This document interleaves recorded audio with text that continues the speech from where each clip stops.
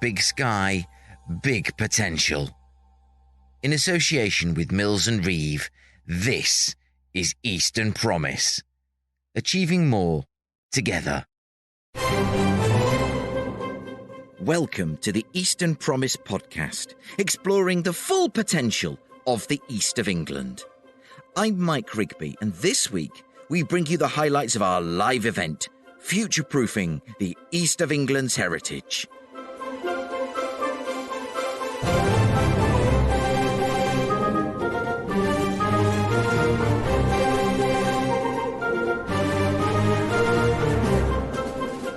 Held in the Frankopan Hall at Jesus College, Cambridge, this event brought together experts in sustainability, construction and conservation to discuss how we can preserve our historic buildings for future generations, but also ensure our built heritage plays its full part in fighting climate change. In this episode, we'll bring you the highlights of the first panel, and you can download the whole event on the Eastern Promise podcast feed. And finally, Bonfire Night is best enjoyed at organised local displays. But where will you enjoy the gunpowdery spectacle, eh? Let's find out in another explosive CROWDSOURCERY.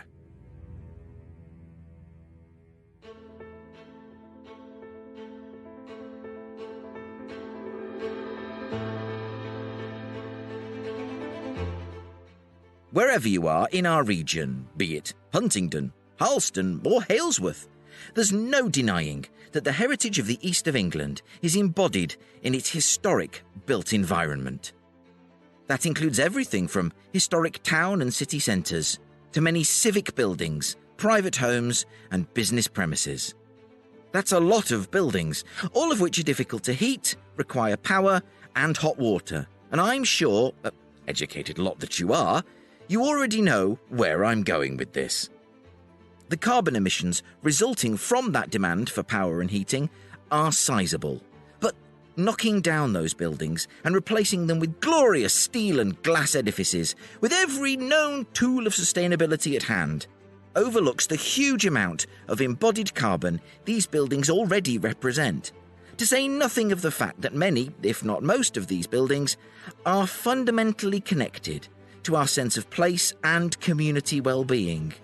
So, what's the answer? How do we future-proof the East of England's heritage? That's a question you're about to hear answered. As part of this episode, I'll be bringing you the first panel featuring Mayor of Cambridgeshire and Peterborough, Dr Nik Johnson, Bursar of Jesus College, Dr Richard Anthony, Laura Ludlow, Principal Associate and Real Estate Professional from our friends at Mills and Reeve, and David Tittle, Chief Executive of the Heritage Trust Network. However, if you look on your podcast feed for Eastern Promise, you can find the full event waiting there for you. And now, let's hear from the most handsome and talented man the Frankopan Hall has ever seen.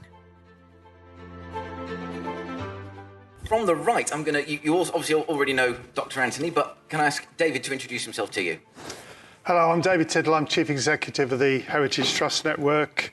We're a membership organisation for charities, community organisations and social enterprises that are in the business of recycling buildings. So our members rescue, restore, rejuvenate, reuse and manage historic buildings and other historic sites, mainly buildings. And our members come in all shapes and sizes, and the end uses of their buildings vary tremendously, in sort of from your classic heritage visitor attraction to homes and business space and art centres and what have you. I was invited here today, I think, as a result of our outreach officer, Leona, who's based in Norwich. And her work is connecting with community groups that don't have heritage in their title, but are nevertheless in historic buildings, either by choice or by accident, but want to do the right thing by them and make the best of them. So that's what we're about. Thank you, David. You've obviously already met the Bursar. Laura. Hi, I'm Laura Ludlow. I'm a Principal Associate at Mills and Reeve in our real estate team. So I do a lot of work with education clients, particularly helping them manage their property portfolios. I also lead our sustainability group at Mills and Reeve, helping clients work to develop and manage their portfolios to get to their net zero targets. With another hat, I sit on the BPF Sustainability Committee and their Green Lease working group, looking at how we can make green leases more widespread across the industry. And finally... Thank you. Well, I think I'm here because of your enthusiasm, Mike. I mean, in fact, your organisation, when it talks about exploring the full potential of the east of England, in some ways, if it was just the Cambridgeshire and Peterborough area, for which is a combined authority, that is where I'm the mayor of, and have been for the last 2 and a bit years. I'm here as a politician, and as such, this is not my comfort area when we talk about architecture per se. But the aspect about retrofitting is a role where, obviously, local government has an important part. But I will confess now, it's not an area that really, in terms of actual specific targeting historic buildings, the Combined Authority has been involved before. So I'm, usual thing that a politician says, I'm in listening mode, trying to understand where the role of the Combined Authority, which does have an important part in retrofitting per se, across the whole of the local area, could learn and could support. I'm particularly interested, actually, to get into a minute. To a certain extent, Cambridge is looking after itself, but you've got a lot more historic towns like Ely, Wisbech, Peterborough, under your Huntingdons, and under your ambit, so your bailiwick, as it were. And that's very much... Thank you for picking up on that, because obviously when I do speak, I speak always with a thought of the wider area of Cambridgeshire, Peterborough, acknowledging the gems that are within that whole area, and the importance that in the longer term, and something I can report on, is that within recent times we've developed an idea of a proper cultural strategy for our local area, which would obviously then link in with the constituent authorities covered by that. That maybe Peterborough City, Cambridge City, but also, for instance, Huntingdon District Council. And how trying to work that into a natural thread where the benefit of focusing on cultural assets can also be good for the economy.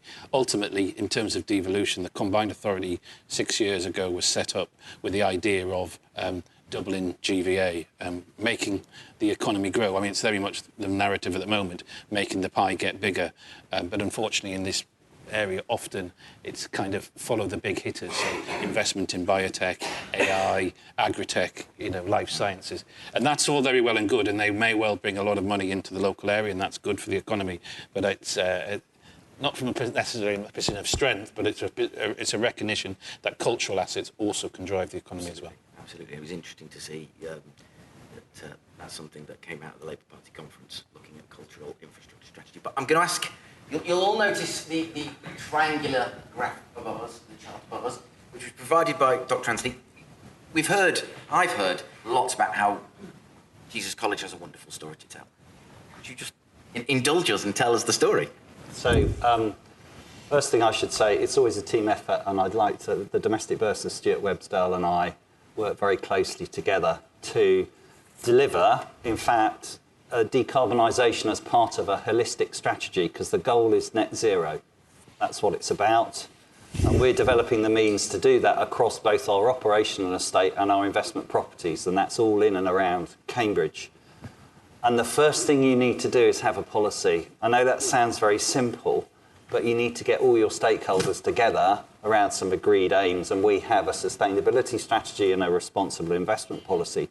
It's important to do this first, because then hopefully you have the support, and even those who might disagree have at least been consulted and therefore accept what is happening, because what's going to happen is change.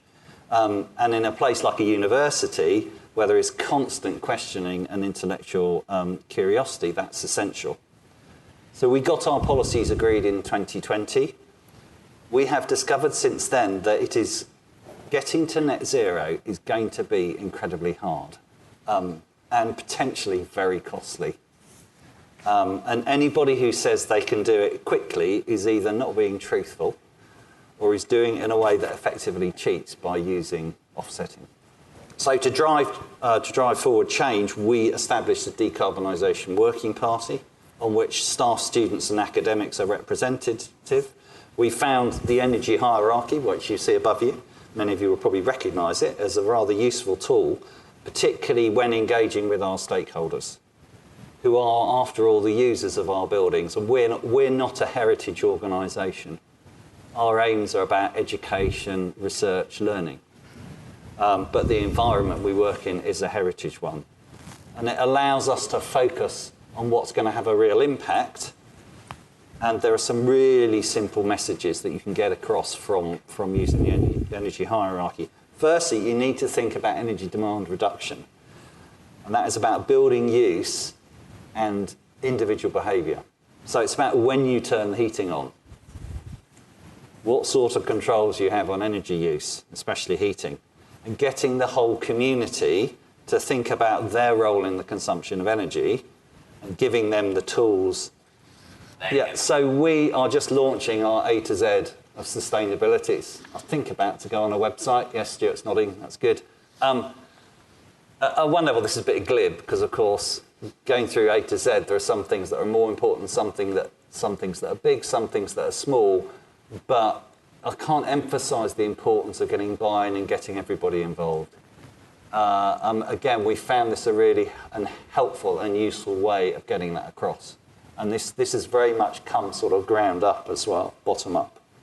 So you need to combine that, energy efficiency measures, and that's where it becomes more of a challenge with historic buildings.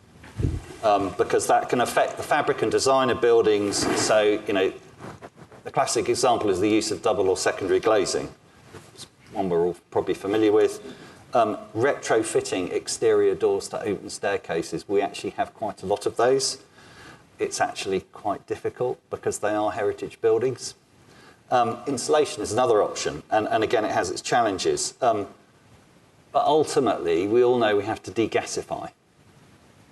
We have a large site here with a lot of large buildings and centralised heating systems, and with sometimes limited space to retrofit new technologies. The first thing you obviously have to do is try and take advantage of any opportunities that come along. And we've just completed a very large kitchen redevelopment project.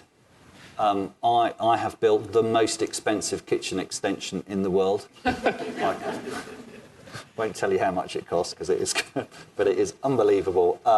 Knocking a hole in the side of a Grade 1 listed building and putting in a very large basement below it as well. As part of that, we were able to put in a large ground source heat pump. We put 50 boreholes, put them underneath our cricket pitch. Fortunately, it went over 2 cricket seasons. The cricketers weren't very happy, but it's all good. It's all running now, and it will be fantastic for the future. And that is a 1 in 100-year project, 1 in 100-year opportunity. But how and when we can afford to manage the replacement of all our centralised gas boilers, let alone the boilers in our 80 student houses that we have around here, which are all, they're not formally listed, but you would regard them as historic buildings. I'm not clear how and when we're going to do that, and that is an incredible challenge. You can look for other renewable energy technologies, and PVs are a popular one, but how do they work with heritage buildings? Although after the King's College Chapel decision, which many of you will be aware of, perhaps anything is possible. In fact, I think this is a seminal moment because it reverses the question from can we install renewable energy technologies to why can't we?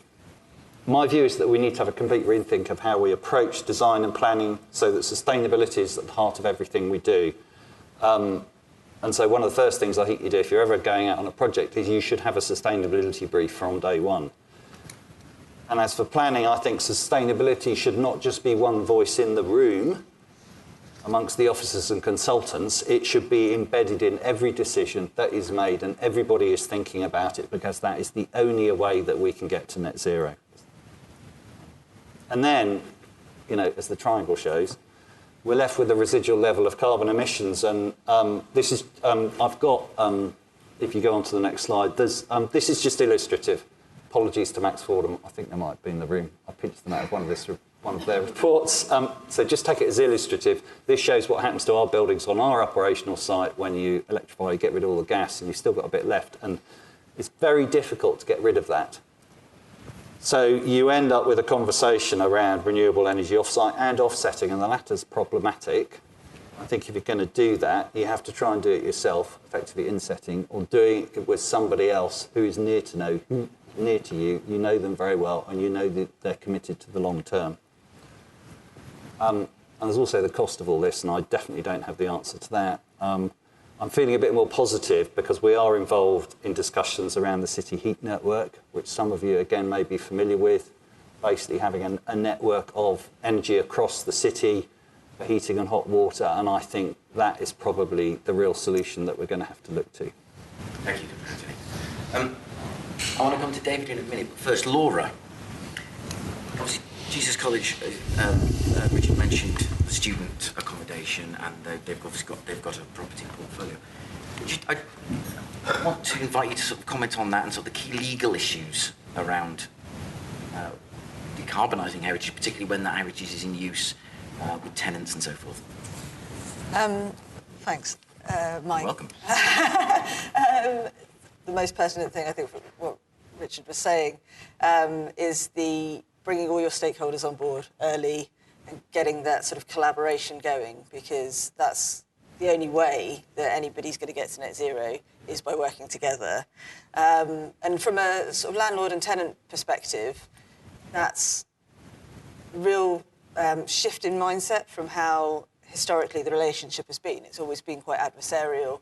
And there hasn't been that collaboration, but in order to get to net zero, what we're seeing now are landlords and tenants far more willing to work together. So making sure you've got the provisions in your leases that allow you, if you're the landlord, to be able to make the changes that you want to make, the environmental improvements that you want to make. And equally, as a tenant, tenants will have their own net zero targets as well that they want to meet. They might want to be able to do works as well to improve the environmental performance of their building. But again, it's all about the dialogue, the sharing of data. The data is so important in working out where you're starting from.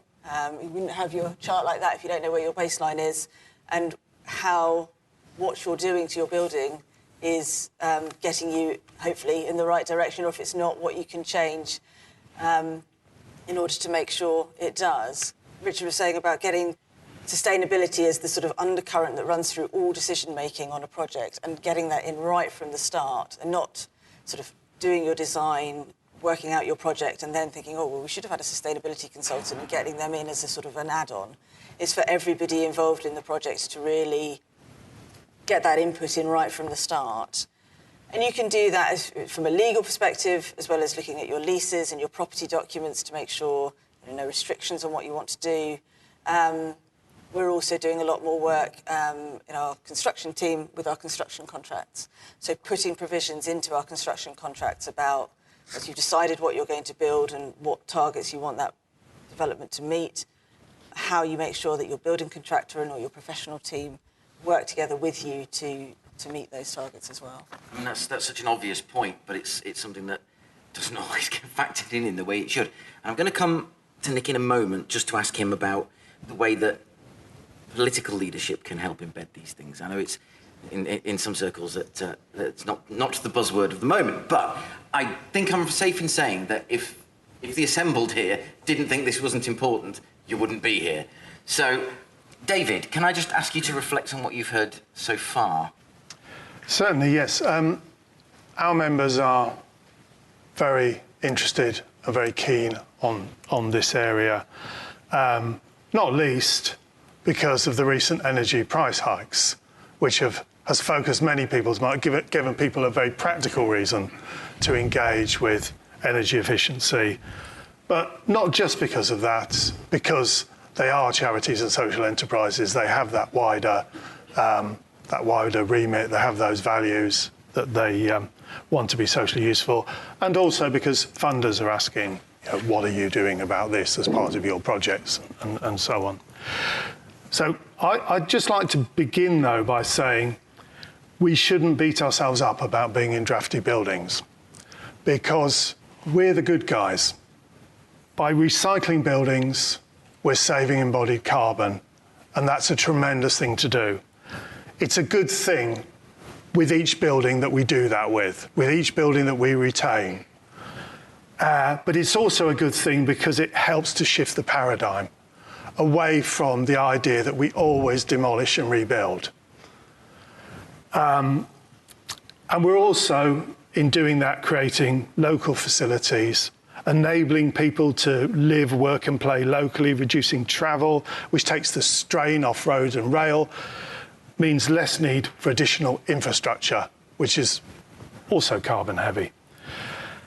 And we need to keep making these arguments and keep the debate public. For example, to get into those policy areas, VAT, it's a massive incentive to demolish instead of retaining. But even things like business rates, which incentivise out-of-town development over our historic cores. And Richard talked about planning and the idea that sustainability should be in every decision in planning, and I'd certainly agree with that. And I would say that ideally there should be just a presumption against demolition in planning, that you start from the point that we don't demolish, and applicants have to really prove the case on sustainability grounds as well as other grounds that demolition and rebuild is the best thing to do in those circumstances. Now, having said that, I think we need to do what we can, and I think the inverted triangle is the sort of thing that everybody looks to. And as Richard mentioned, we look for those everyday quick wins in our operations, procurement and use of energy, all those little things like boiler setting, timing, maintenance, draft proofing, insulation, types of lighting, and water saving. Different strategies for different types of buildings, like heat. In some cases, it's appropriate to heat the building, not the space. So a lot of churches now are going for sort of under pew heating. So you're not trying to heat that vast area with its high ceilings. You're just heating the poor people that have to sit in it. We have some great videos on our YouTube channel with lots of practical tips. The one that really stuck out for me was to use fridge magnets to cover drafty historic keyholes. Obviously, when important people come round, you need to send somebody around to remove the fridge magnets. But, a nice little strategy. But it isn't just about our buildings, isn't it? We're operating in those buildings, and we need to look at our entire operations, like our transport. Can we incentivise public transport and use of EVs? Our purchasing, giving weight to sustainability, our everyday reuse and recycling. When it comes to retrofitting buildings, there is plenty of advice around. Historic England are a great source of advice. They're doing more and more.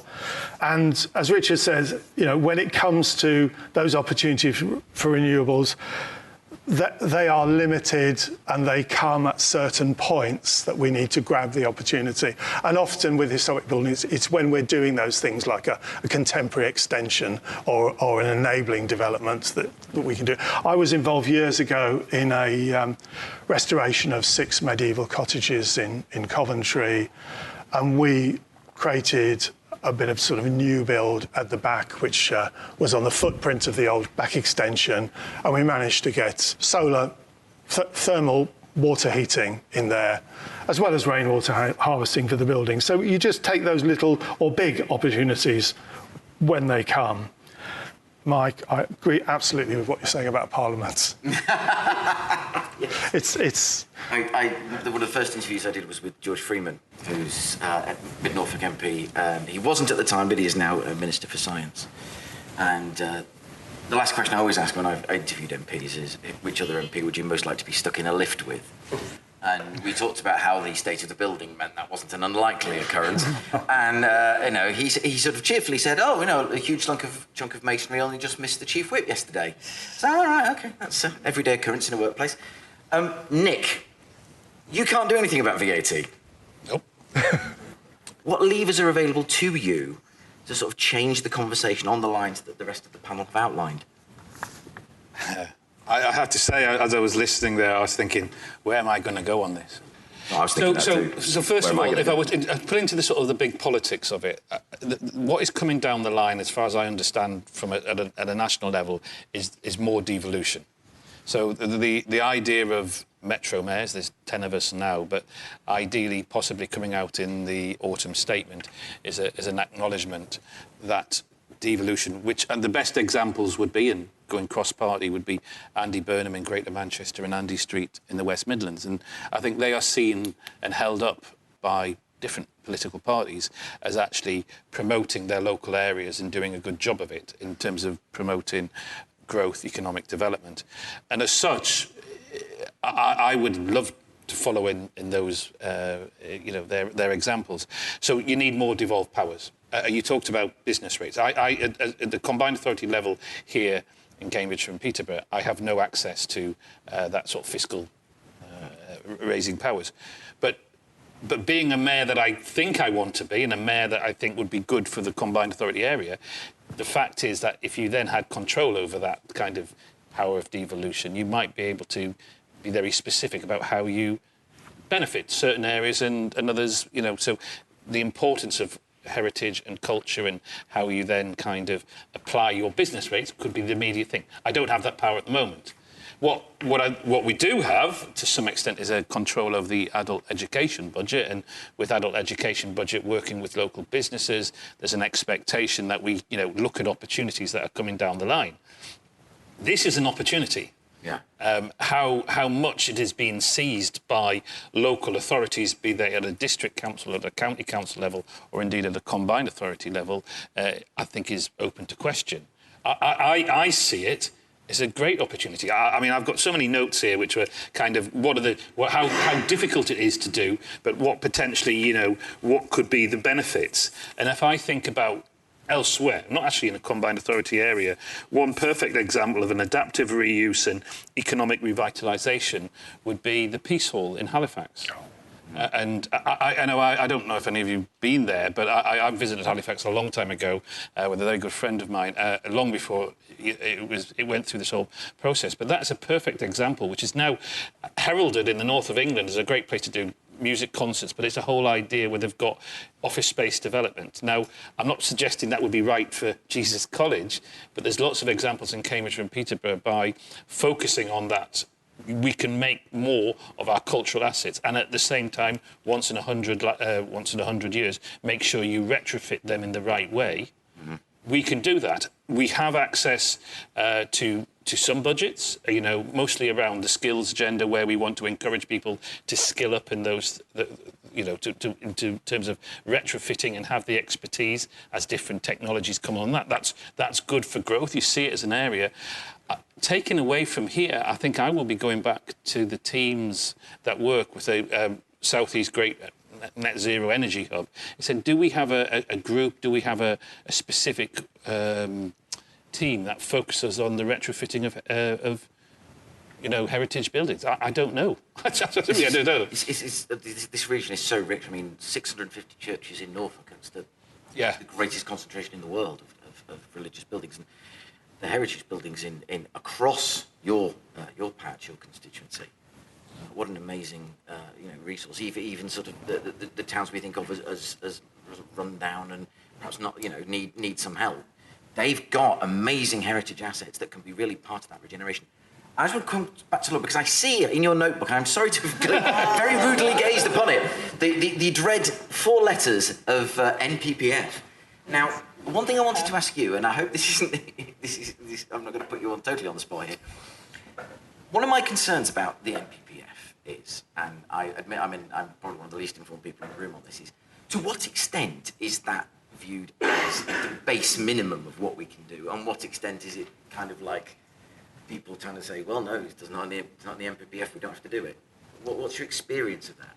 Well, I have to caveat everything I'm about to say with I'm not a planning lawyer. So. Okay, Laura's not a planning lawyer, but I mean, feel free to adapt the question in an informed way. Because it raises an interesting point, and actually follows on from what Nick was saying. Is there is a general lack of consistency, I think, across the country as to how different local authorities apply NPPF considerations when they're looking at you've made an application to maybe alter a heritage asset. And I think we really do need, if we're all going to get to net zero together, which we need to do, we do need that sort of overarching consistency across the country. So developers putting in, or property owners putting in these applications, have a bit more certainty as to what is going to be considered, and, you know, why could I make a adaptation to a building in Halifax that maybe I can't make in Cambridge, or vice versa. And I know, so there was a big piece of work done for the government, which Liz Truss actually, one thing she did do during her short tenure was to commission a piece of work called Mission Zero, where Chris Skidmore, the MP, looked at where the UK was and how it was going to get to net zero. It's a really interesting report. I highly recommend it if you're interested. But as part of that, they did recommend a sort of wholesale, getting net zero into the planning process, but consistently across the country. So I think that is something that needs to be looked at and needs to be thought about, because we'll go on to, I expect, to talk about planning more, and Rich has probably got more experience from having to do these recent developments. But in terms of sort of making those applications... what have I missed from the legal side of things? I mean, in terms of your experience, particularly in embedding sustainability in the process? Well, I think it's just making sure that you know, if you're going through with an application to maybe change a listed building, obviously you've got all the different things you've got to think about. You've got to think about the planning, you've got to think about the listed building consents, you've got to think about building regs, so many different consents that you might need. But there's that uncertainty as to how it's going to be treated. The King's College Chapel is a really good example, I think, that my understanding, I wasn't involved, but my understanding is that it was not viewed warmly by the heritage officers for the council, but actually the committee put it through, the members put it through, because they saw the sort of wider benefit. So it's quite sort of intangible at the moment, I think, thinking what is the public benefit? And that is very varied locally. Mark, I just wanted to come in. I think there's one thing we need to realise here. Firstly, Laura said data's incredibly important, and it is, and we've done a baseline for all our properties. There's a lot of talk about chapels. I'm afraid chapels don't emit very much carbon. So actually, if you're going to focus on buildings, you need to look at the buildings that are emitting the most. The building that emits the most on this site is the building you're sitting in right now, bizarrely, because we have modern systems in it. The heritage buildings that emit the most on our site are the buildings that people live in, because they're using heating and hot water. So whilst you can, I'm sorry to be rude here, I will be rude now because it's really important. You can feel better by focusing on chapels. What we need to do is focus on the buildings where we're going to have the greatest impact. And that is where people live and to a certain extent work. Because ultimately what we're talking about is getting to net zero here. And so much of that, is the behavioural piece, isn't it? It's not just you can put in the technology, you can put in your insulation or whatever, but if the students then turn up the thermostat, you're losing. And that's why I spent so much time in my presentation or talk saying that, because it is so crucial.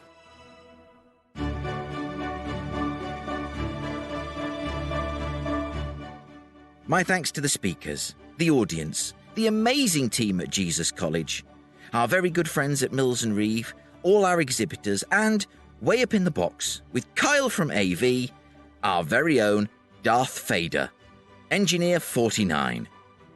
Again, you can find the whole event to be downloaded on the Eastern Promise podcast feed. And now... Boom, banger, bang! It's that time of year where we commemorate a heinous attempt at high treason and the absurdly protracted and gruesome acts of retribution that followed. Oh, come on, the kids love it! It's time for another whizz-poppin... CROWDSOURCERY. Yes, CROWDSOURCERY. Now, here's an interesting fact. In January 1606, King James I passed a law mandating the celebration of the failure of the gunpowder plot and, more importantly, his own personal deliverance from danger. The observance of the 5th of November Act 1605 required special church services, bonfires and, yes, fireworks. Do you know, you'd have thought old Jimmy would prefer something with fewer pyrotechnics, but no. The law remained in force until it was finally repealed, but not until 1859, during the reign of Queen Victoria. Now, we're here to celebrate and share the stories of your own community fireworks displays, and that's the safest and best option for a great community night out. Of course, this isn't for everyone, and there are many reasons why you may wish to have your own fireworks at home. So, if you are lighting your own blue touch paper this year, please make sure to keep your own pets inside and let your neighbours know about your plans so that they can do the same. And lastly, as head of external relations at the Quadram Institute, Andrew Stronach points out, please check for hedgehogs before lighting any bonfires. Quite right, Andrew. When it comes to hedgehogs, we're straight to the point. What? Someone who's definitely keeping up with the spirit of November the 5th is Sophie Skipp, Head of Energy Skills at EAGA, the East of England Energy Group, who says, "We always attend the Mulbarton Scouts display, the 4th of November this year. It's a lot of bang for your buck." Sophie, I see what you did there. And it supports the Scouts for the rest of the year. I can never believe how long the display lasts. We always cook some sausages on the barbecue and light explosives from Trafalgar fireworks on the big day. Sophie says, "I love the tradition of marking the 5th of November more than Christmas, less tat and sugar than Halloween, and an important tradition to hang on to." That's Sophie Skipp there, commemorating the aftermath of the failed gunpowder plot by torturing sausages with fire and hot coals, also with some light explosives. I shudder to think what she'd do with the heavy variety. Meanwhile, friend of the show, Dr Tammy Dugan, Life Sciences and Healthcare Partnerships Lead at the University of Cambridge, and special guest star on episode 77, tells us she often goes to the Wellcome Genome Campus fireworks night, always grabs a hot drink and snack at the event. Genomic fireworks there, and not just in the lab. Well, it is, or at least it should be, a chilly evening, so stay safe, wrap up well, and have something warm to eat, and enjoy your time with your community. And on that note, I'm heading down the garden to my shed to set off some whiz-banging firework fun for all the team here at Eastern Promise Towers. Before I do, let me repeat my thanks to everyone who was at the Heritage event last month, in the audience or on a panel, to our excellent friends and sponsors at Mills & Reeve, who are a joy to work with and are doing so much to help take Eastern Promise to new heights. I shall be back in just 7 days' time. Mark your calendars. Until then, bye for now.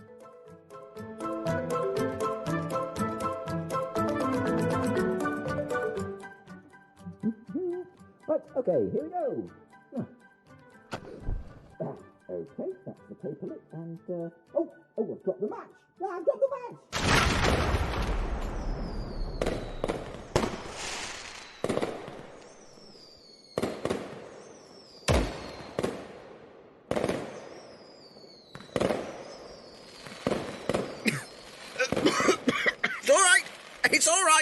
It's all right.